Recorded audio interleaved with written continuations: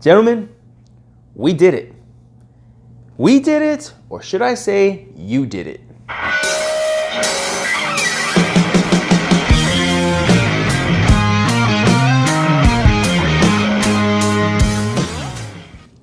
Gentlemen, today marks the day that we have officially crossed the 100 subscriber threshold.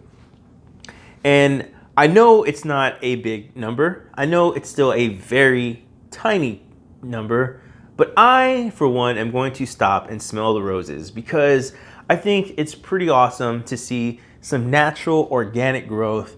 And I couldn't be more grateful for you guys that you guys would cut me off a little slice of your day just to hear what I have to say. And I am so grateful and I'm so happy that you guys get to come with me on this journey and see where this channel goes. I am so excited. So thank you so much for subscribing to my channel. Now then, a few videos ago, I mentioned I was coming out with a short film. I am still working on that short film, but here's the thing. I don't want to put out trash to you guys. You guys are so awesome for subscribing to this channel that I want to make sure I'm giving you guys the best content that I possibly can. So when that does come out, you guys will be the first to see it, the ones that are subscribed to my channel, and it's going to be awesome. With all of that out of the way, let's get to the video. Gentlemen, today I'm going to share with you 4 DIY tools that you can build just from scrap wood that will help and I think are pretty creative. Okay, let's get to the first one, this. Now, I know this looks silly. It looks ridiculous. This is a DIY tool. Yes, it is. I wouldn't have put it on this video if I didn't use this before in the past. This is a piece of 2x4 that I have cut out. Why? Well, very simple. This is my DIY mallet. I have found over the course of my working life that I have used this or a variation of this many times. Basically, you can use this to just smack on something. Now, I know you think that, hey, there's mallets for that. There's all kinds of tools for this. But let me tell you about this humble piece of wood here.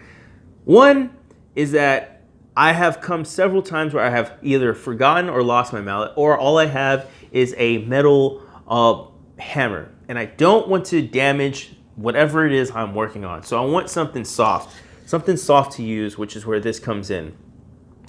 Also, if I lose it, if it gets stolen, if it breaks, I don't care. It's a piece of 2x4 that I'm using to smack things. You can make this any size you want. You can make this any size head that you want with just about any piece of 2x4 that you want. It's basically 2 cuts, and you can use whatever you want to use to cut it. You can use a circular saw, you can use a sawzall, you can use a hand saw. This one I cut out of a hand saw to finish it and a circular saw down the middle. That's it. It takes all but 1 minute to cut out, and you have a very simple pounding tool that you can beat that's soft, that's not going to damage whatever you're working on, and that you can make however you want to make it. So I know it's silly. I know it kind of looks something out of a Fred Flintstone movie, but I've used this several times. And if you need something to just beat on a project or something like that, and you have a piece of 2x4 lying around, 2x4 mallet. This is my right angle jig, okay?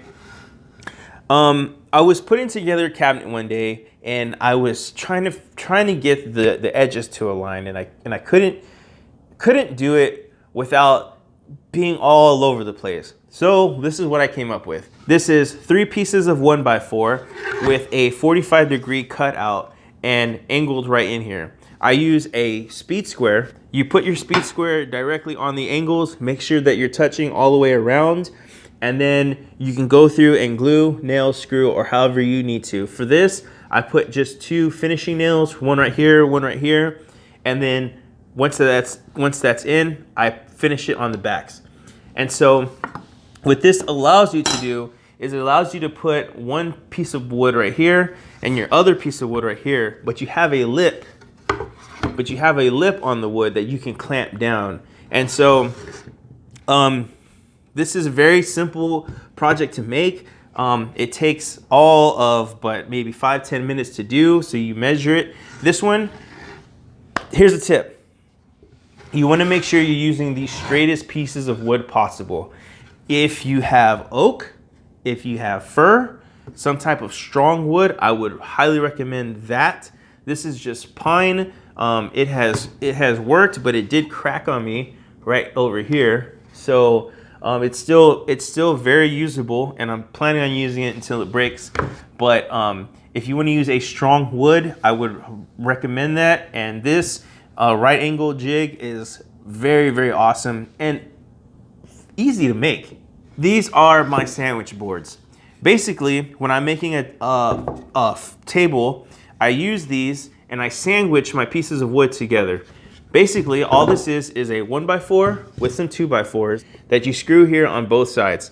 Basically, what these do is it allows you to get a flat surface when you're clamping something, or you can get a larger surface, and it gives you space so that if you're gluing a table together and you need the wood to hold and not touch, you can use these and it'll give you a flat surface to clamp down on. So when these two get sandwiched together like this, you can clamp down on whatever project that you're working on and still have space where your glue is not going to touch.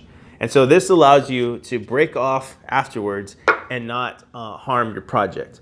So if you have some scrap wood laying around, 1x4s and 2x4s, you can make these simple sandwich clamps. I don't think I've had more comments on a tool than this. It's probably one of the simplest tools or DIY things that you could ever make, and it's so versatile and so easy to use. And I've included it in almost all my bags, and I have gotten so many comments about it. And so I wanted to share not just that specific one, but the different variations of this that I use. And that is a wood wedge. Now, like I said, a lot of people have commented on it, and I am a huge fan of having a simple wood wedge in your tool bag. Now, I have 3 variations here. And here's the thing, you can make this however you want to make it, okay? It's your own brain is the only thing that's limiting you, right? Like, you can do these however you want to make them. So this is the wood wedge. And with this, I have a piece of duct tape and electrical tape around here that I have cut an angle on. And I use this to either pound something in. I like that it's wood and that it doesn't damage any projects that I'm working on. And you can shave the ends off. So if you need some fire tinder, you can do that. If you want to shave this off even further to create a more sharp edge, you can do that too. The last thing I just used this on was earlier today. I was getting in my truck and I had ice on my window and I didn't want to use a credit card, but I did have my wood wedge. So I broke out my wood wedge and I actually used it to scrape the ice off the windshield.